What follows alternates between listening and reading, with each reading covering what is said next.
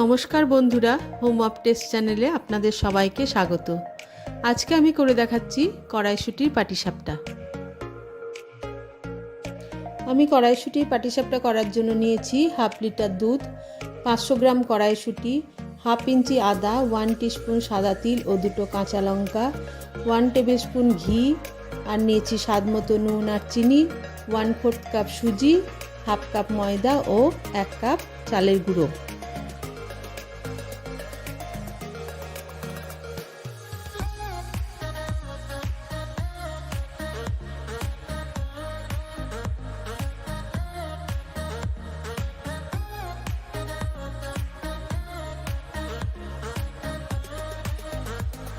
প্রথমে আমি কড়াইশুঁটির পাটিসাপটার ব্যাটারটা তৈরি করে নেব। তার জন্য চালের গুঁড়ো, ময়দা, সুজি আর সামান্য পরিমাণ নুন চিনি দিয়ে শুকনো জিনিসগুলো আগে ভালোভাবে মিশিয়ে নেব।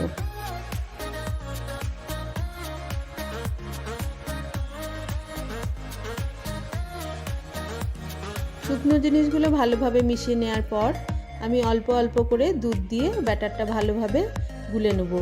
আমি যে পরিমাণে চাল, ময়দা, সুজি ব্যবহার করেছি তার জন্য পুরো হাফ লিটার দুধ লাগবে।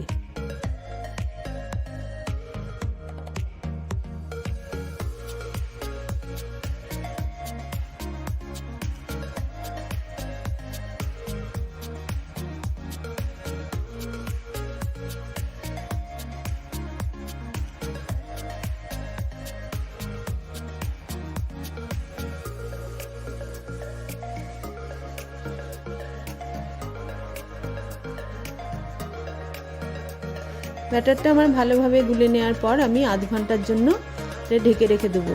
প্রথমে আমার ব্যাটারটা একটু পাতলা মনে হলেও আধ ঘন্টা পর ঢাকা খুলে দেখব ঠিকঠাক রেডি হয়ে গেছে।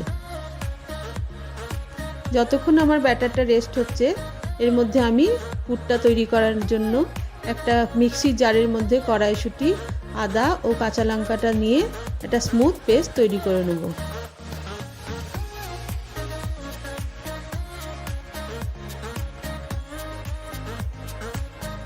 পেস্টটা দেখতে অনেকটা এরকম হবে।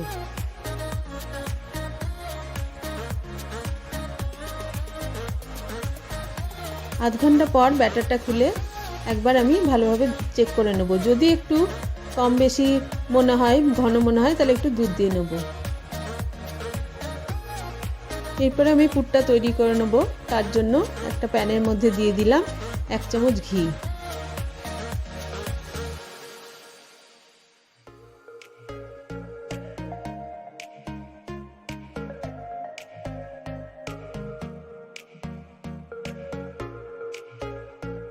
ঘিটা ভালোভাবে গরম হয়ে গেলে আমি দিয়ে দিলাম সাদা তিলটা ও আমার তৈরি করে রাখা পেস্টটা।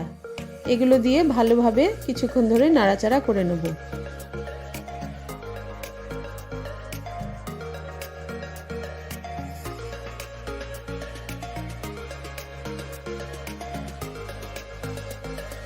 কিছুক্ষণ নাড়াচাড়া করে নেওয়ার পর স্বাদ মতো নুন আর চিনি দিয়ে দিলাম।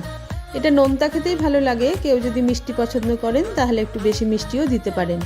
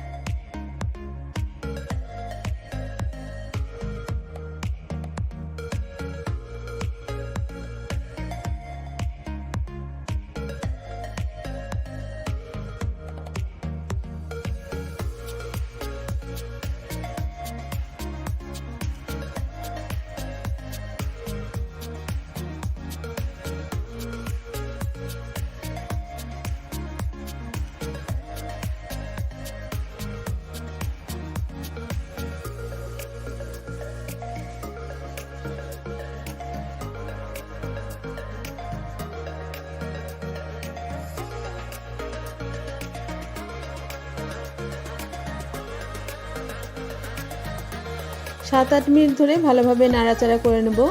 যখন কড়াইশুঁটির কাঁচা গন্ধটা চলে যাবে তখন আমি গ্যাসটা বন্ধ করে দেবো।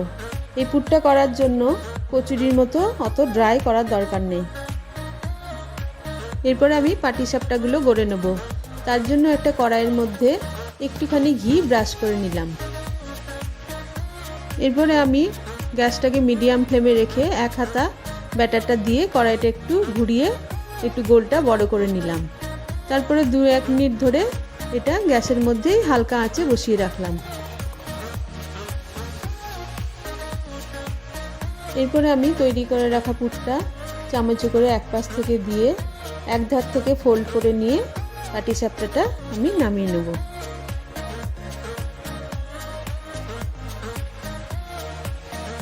একই রকমভাবে আমি আরও কয়েকটা পাটিসাপটা তৈরি করে নিচ্ছি।